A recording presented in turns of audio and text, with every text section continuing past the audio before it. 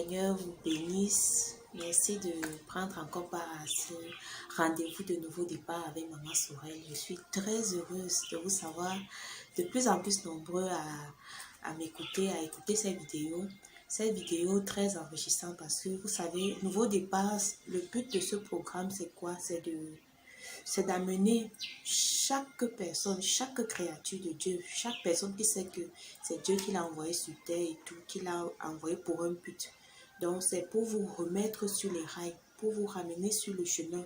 Vous peut-être qui étiez déjà en train de vous égarer ou bien en train de vous poser mille et une questions en ne sachant pas quoi faire ou où aller. Donc vous mettre dans une situation où vous essayez un peu de prendre du recul pour essayer de revoir votre relation avec votre créateur, de voir vraiment à quel niveau est-ce que vous êtes agréable à ses yeux, ou alors est-ce il peut être fâché. Il y a des situations qui peuvent pousser à ce il soit en colère contre vous. Donc c'est le but de ce programme de toute façon, et je suis ravie de savoir que vous êtes de plus en plus nombreux à écouter, et vraiment remercie le ciel pour cela.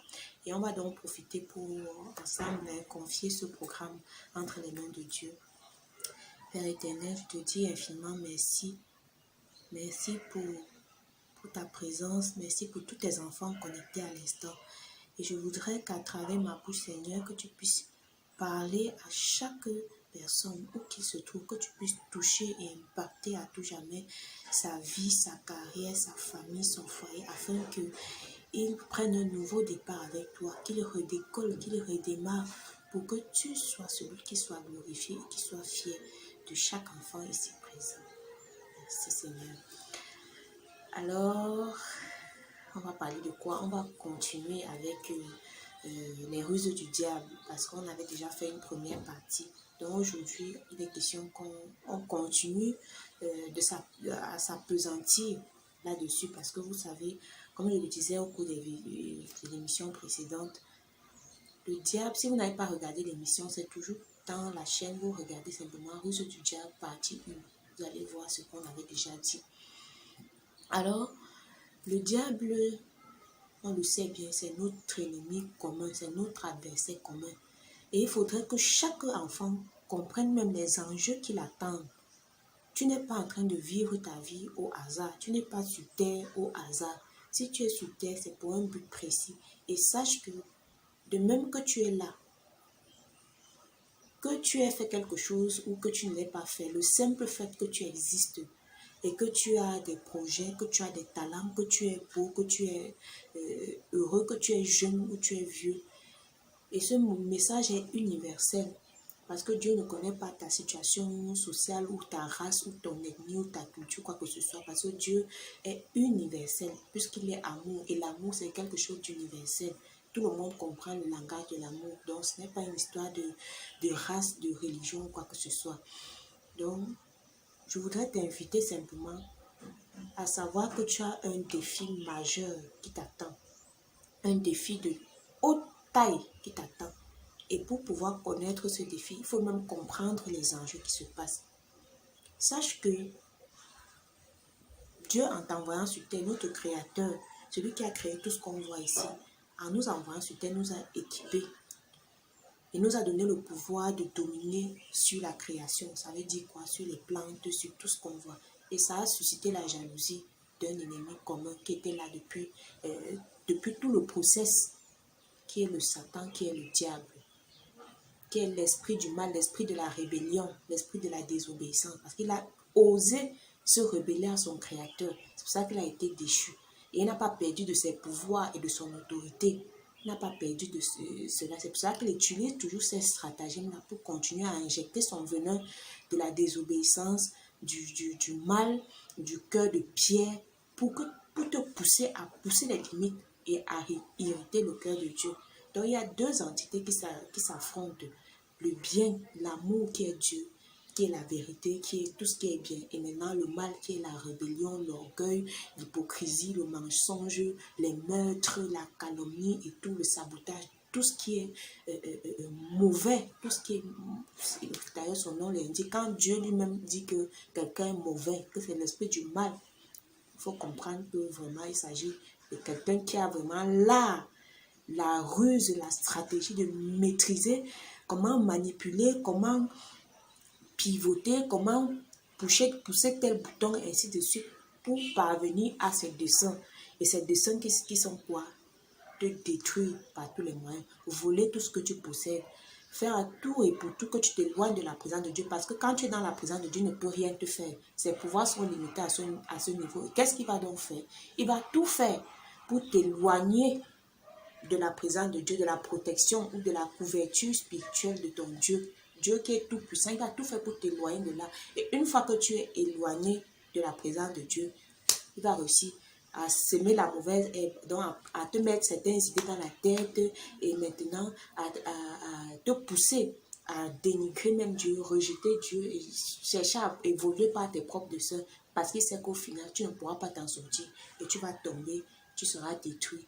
Tout ce que tu as construit, tous tes biens que tu as eu à investir à l'intérieur vont tout partir. Et c'est ce qu'on voit aujourd'hui, c'est la triste réalité qu'on voit aujourd'hui. Comment expliquer que des personnes qui étaient avec des grandes fortunes, qui ont bâti des empires et tout, se retrouvent au jour d'aujourd'hui, pratiquement tous ces biens sont hypothéqués, dilapidés, même les enfants ne parviennent même pas à aider. Soit c'est la guerre entre eux, ils disputent l'héritage du père, ils disputent l'héritage de la mère, ainsi de suite. Et finalement, ça se détériore comme ça. C'est ça les ruses du diable. Donc il faudrait qu'on comprenne l'adversaire. Ce n'est pas une publicité du diable ou quoi que ce soit pour montrer qu'il est fort et tout, mais il est subtil. Il faudrait qu'on comprenne ça en tant qu'enfant de Dieu pour ne plus le laisser nous marcher sur les pieds parce que c'est son rôle en fait. Et aujourd'hui, beaucoup d'enfants de Dieu, ça c'est mon combat au quotidien, de faire en sorte que toutes les erreurs, les portes qu'on a eu à ouvrir, l'ignorance qu'on a eu à avoir, sur certaines notions spirituelles, sur certaines notions, sur certains principes, sur certaines lois que Dieu avait ordonnées, de vraiment vous redonner cela pour que vous compreniez, pour que ça puisse vous aider à évoluer dans votre marche avec Dieu. Parce que Dieu, c'est un esprit. Dieu, c'est un esprit. Et pour pouvoir même entrer en contact avec lui, il faudrait, parce que l'homme de nature est physique et aussi spirituel.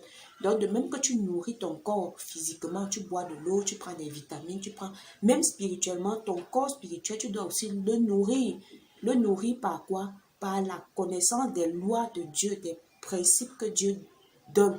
Parce que Dieu, en créant la nature, tout est ordonné, tout est comment dire, proportionné, chaque chose a son rôle, rien n'est pour rien, rien n'est au hasard, tout ce qu'il avait créé sont utiles et sont bien. Donc il faudrait comprendre ces lois de la nature, ces lois de la création. Et il y a des choses que Dieu peut-être, que Dieu dans sa parole a demandé, que tu vas éviter telle chose, tu vas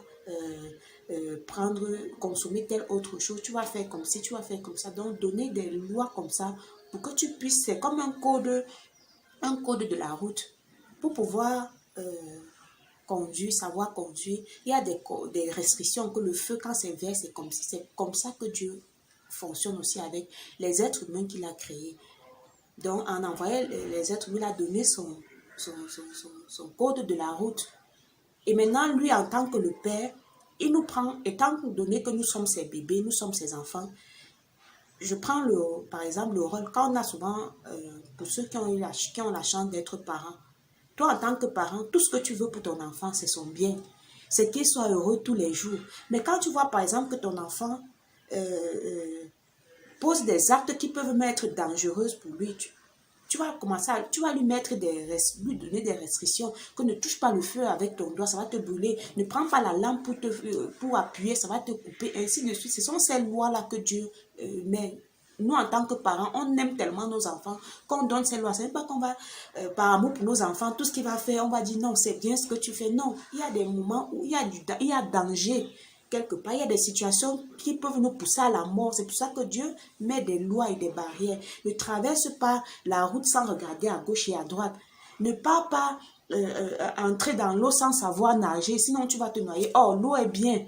À la base, tout ce que Dieu a créé est bien. Mais maintenant, pour fonctionner dans cet environnement, dans cet univers, il faut connaître ce qui est bien, ce qui est dangereux, de ce qui ne l'est pas. Et c'est ça le rôle de Dieu. Lui qui est le Père, Il a tellement d'amour pour nous et ce qu'il fait, parfois même, il va tirer tes oreilles, il va même te prendre par la force. Et ce sont les situations que parfois on vit. Parfois tu vas être chassé du travail, parfois tu vas recevoir une mauvaise nouvelle, tu vas te dire c'est catastrophique et tout. Or, Dieu est en train, qui est ton Père, qui voit au-delà, il connaît même ce qui se trame derrière pour pouvoir t'aider à t'en sortir.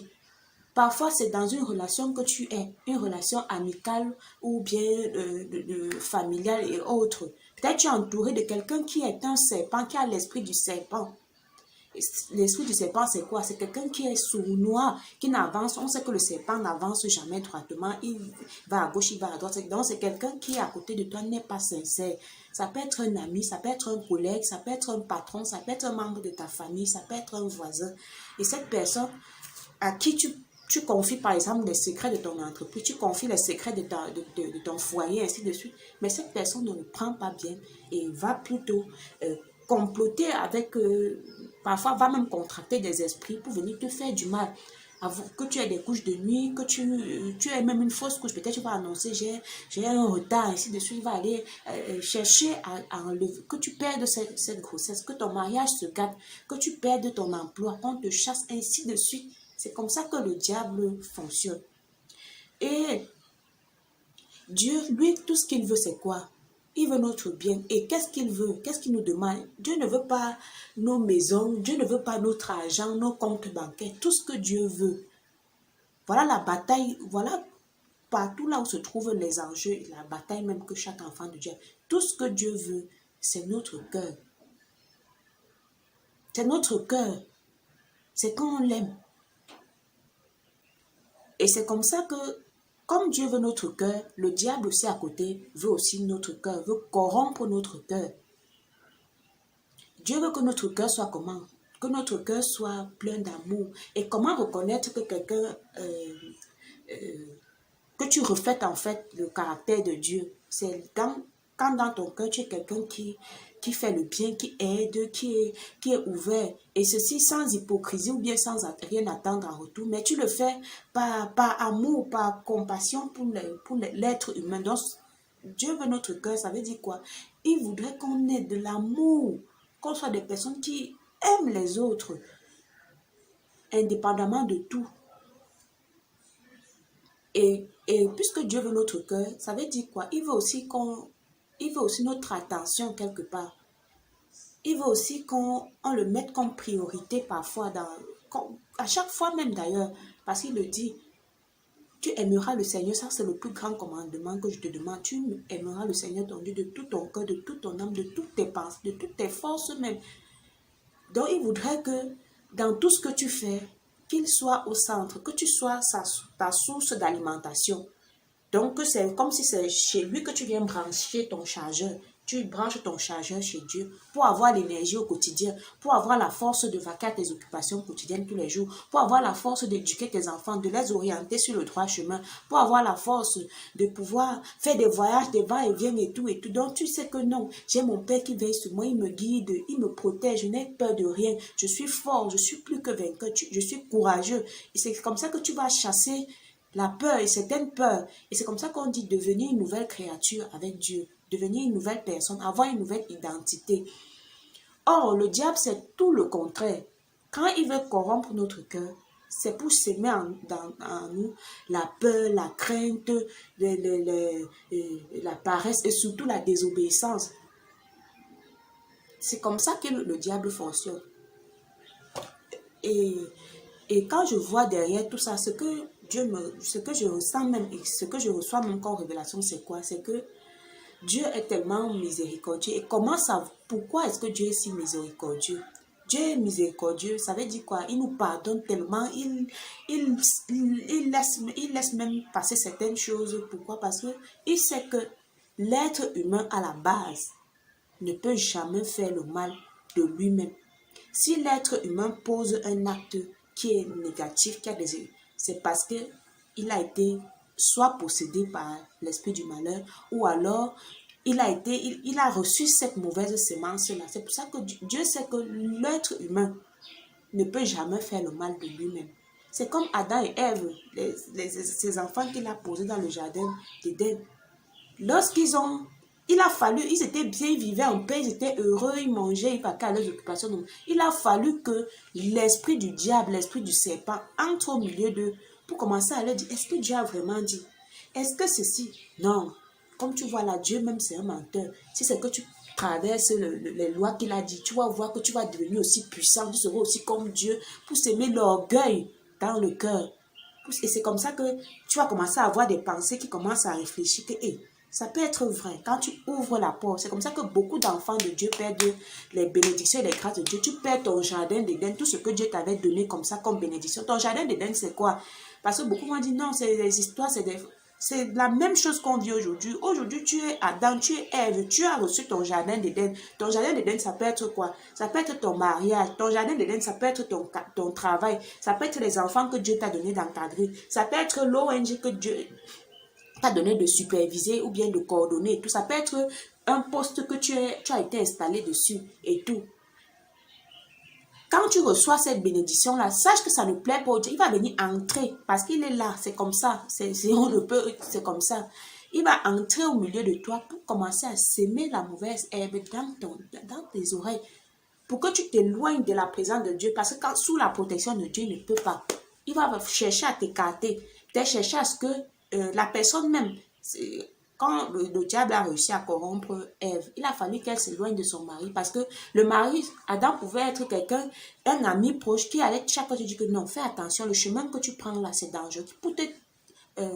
Pour t'aviser, ça peut être même une émission que tu regardes, une vidéo que tu regardes ou alors un jeu même où l'Esprit de Dieu va te parler à travers ces personnes. Donc le diable va chercher à t'écarter de toute personne qui pouvait te mettre la puce à l'oreille pour te dire que le chemin que tu es en train d'emprunter ici n'est pas bien pour toi. Change.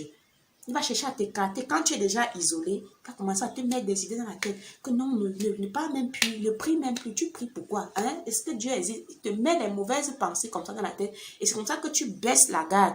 Tout le pouvoir que tu avais reçu de Dieu, tu baisses la garde et il te frappe.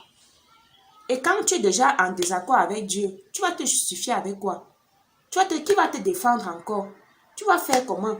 C'est comme ça que tu vas continuer de t'enfoncer, de t'enfoncer. Tout ce que tu auras bâti, ce sera comme si tu avais bâti sur la cendre. Ça va s'envoler comme la poussière. Or, la Bible nous dit, bâtis ta maison sur le roc qui est la parole de Dieu, la nourriture solide. C'est ça qui va t'aider à savoir discerner que nous, ici, c'est le diable. Ici, un peu pour justifier toujours comment le diable corrompt souvent le cœur. On va voir dans Acte 5 à partir du verset 3, Ananias et Saphira. Dieu leur a mis, ils avaient l'argent qu'ils devaient donner pour l'œuvre de Dieu. Ils ont commencé à dire que non, il faut qu'on coupe ainsi de suite. Et ils ont jonglé cela. Et ils arrivent devant même les serviteurs de Dieu. Ceux que Dieu envoie, ils mentent, ils osent mentir. Voilà Pierre qui lui répond. Ananias, pourquoi Satan a-t-il rempli ton cœur au point de mentir à l'Esprit Saint et de retenir une partie du prix du champ? Vous voyez, il sait bien que il a qualifié carrément pourquoi Satan a-t-il rempli ton cœur. Donc, Ananias de lui-même ne pouvait pas faire. Il faudrait que Satan vienne remplir ton cœur pour mettre ce genre de pensée. C'est lui qui met ce genre de pensée-là dans ta tête.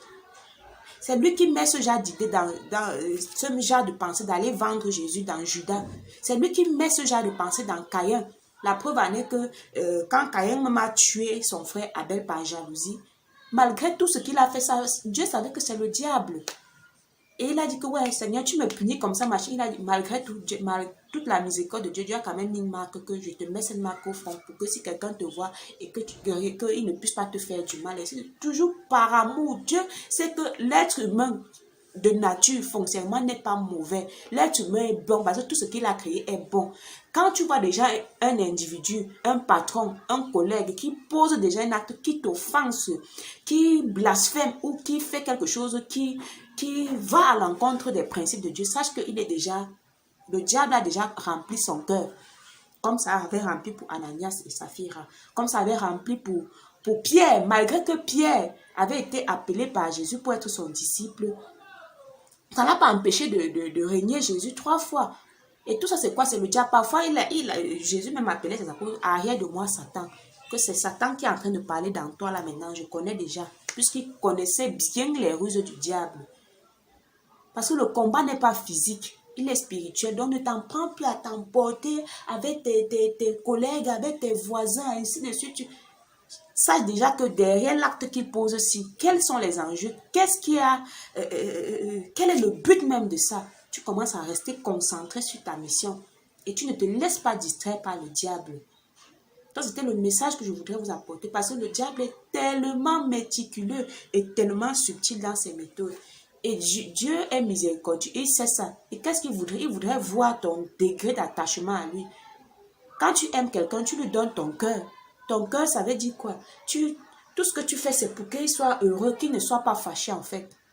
Dieu veut notre cœur. Donc parfois, quand il te demande même un sacrifice, quand il te demande même de venir dans sa présence, c'est pour voir aussi ton cœur, de participer même dans son... C'est pour voir aussi ton engagement. Tu ne peux pas aimer quelqu'un et dire que non, je m'en fous de... Alors là, c'est une manière de... C'est un peu comme si c'est une relation de couple. Quand tu aimes quelqu'un, tu prouves par des actes. Ce n'est pas juste des paroles. Tu poses des actes. Peut-être que tu aimes une fille, tu vas aller poser des actes, c'est-à-dire aller demander sa main, voir ses parents, l'épouser, la doter, ainsi de suite. Tu vas tout faire pour amener cette personne à être heureuse, à être épanouie. C'est ça les relations d'amour. C'est comme ça que Dieu voudrait qu'on soit avec lui. Donc vraiment, restons concentrés. Les portes, personne ne fait jamais le mal de lui-même. C'est toujours le diable, ce dernier-là, qui vient toujours corrompre nos pensées, corrompre nos désirs, parce qu'il sait que la chair si est faible, c'est facile de succomber. Tu vas envier, tu vas convoiter, ça te plaît, et ceci, il te pousse à transgresser les lois de Dieu pour énerver Dieu. Afin que Dieu se fâche de toi, Dieu se détourne de toi pour que tu sois frappé. Et il se réjouit à ce moment-là. Quand tu as les malheurs, les catastrophes, alors là, il a réussi sa mission et il est tout content. Donc, on reste concentré. Je suis en train de produire vraiment un document bouleversant, un livre bouleversant sur toutes ces rues. Je vais là à l'intérieur, je détaille encore en profondeur. Au moment venu, lorsque ce sera prêt, vous serez vraiment informés de cela. Je ne veux pas que la vidéo soit très longue, mais vraiment, chers internautes, chers téléspectateurs, vous tous qui allez regarder, peu importe l'endroit où vous regardez, vraiment, je voudrais que vous restiez concentrés. Dieu parle énormément et Dieu est en train de faire un travail considérable dans tout ce monde entier. Si vous regardez vraiment avec des regards spirituels tout ce qui se passe à travers le monde, vous allez comprendre que Dieu est en train de faire un grand ménage. Et c'est à chacun, si c'est que personne c'est à chacun de saisir, je veux dire ça comme ça, c'est à chacun de saisir le taureau par les cornes et dire que non, moi je reste accroché à Dieu parce que tu ne peux rien faire sans lui et tu ne peux pas évoluer ou bien compter, faire quelque chose, des exploits et tout, sans t'appuyer sur lui. Lui qui connaît toute la nature, qui connaît le cœur des gens, c'est lui qui connaît toucher le cœur de tel individu, va voir tel, va assister au programme de tel, va assister à la conférence de tel. Je voudrais passer par toi pour que telle personne soit aidée, soit édifiée sur tel enjeu. Tu as une mission particulière, tu as un rôle précieux. Et tu es quelqu'un de bien, tu es quelqu'un de spécial. Donc c'est à toi de trouver la force pour répulser ce méchant-là qui voudrait corrompre tes pensées et détruire, gâcher ton avenir. Donc vraiment, restons concentrés. Et il y a beaucoup de choses, on va encore continuer. Je vais interrompre la vidéo ici. On va certainement faire encore une troisième partie. L'excès ne nuit pas, mais c'est de l'abondance du cœur que la bouche parle. Et c'est tout ce que Dieu me met à cœur de vous dire par rapport à restez sur vos gardes. Le diable est décidé à faire des ravages, à causer des dégâts considérables. Mais c'est seuls ceux qui auront décidé de s'accrocher au rocher, de s'accrocher à la vérité, de s'accrocher à l'amour, à la fraternité. Parce que personne ne peut combattre la vérité. Personne ne peut combattre l'amour. Personne ne peut combattre ça. Et c'est d'ailleurs même le plus grand de tous les pouvoirs qu'on peut voir. Et cela, c'est Dieu seul. Donc vraiment, merci de m'avoir accordé de l'attention. Et vraiment, j'ose croire que le Seigneur va vous visiter. Vous allez, si vous avez des problèmes, si vous avez des cas, des situations même que vous voulez partager avec moi, j'ai laissé mon adresse mon adresse, ma boîte, vous m'écrivez. Je vais vous répondre je vais répondre à toutes vos questions, à tous les cas de figure que vous faites face. Et j'insiste toujours, ça c'est toujours ma ligne, mon guide au quotidien. Il n'y a pas un problème que Dieu ne puisse pas résoudre. Il n'y a pas une situation que Dieu n'a pas la solution. Il veut simplement que tu viennes confier ce problème-là entre ses mains. Il va t'indiquer la personne, il va t'indiquer le moyen pour pouvoir t'en sortir parce qu'il est un esprit et il utilise des personnes. Et ces personnes doivent aussi être spirituellement évoluées. Parce que dans la spiritualité, il y a les bébés, il y a les gens au lait, il y a ainsi de suite. Il y a d'autres qui ont la nourriture solide. Donc, c'est à toi de sentir, si c'est que l'Esprit de Dieu te touche, que va chez telle personne, rencontre telle personne, fais-le, n'hésite même pas une seconde, parce que Dieu veut passer par cette personne pour te venir en aide face à une situation, face à un danger qui te guette, face à un problème qu'il voudrait que tu évites. Donc, une fois de plus, merci et on va se retrouver à la prochaine émission de Nouveau Départ. Nouveau Départ, c'est un nouveau démarrage, c'est un nouveau décollage et ça va certainement te faire du bien. Merci.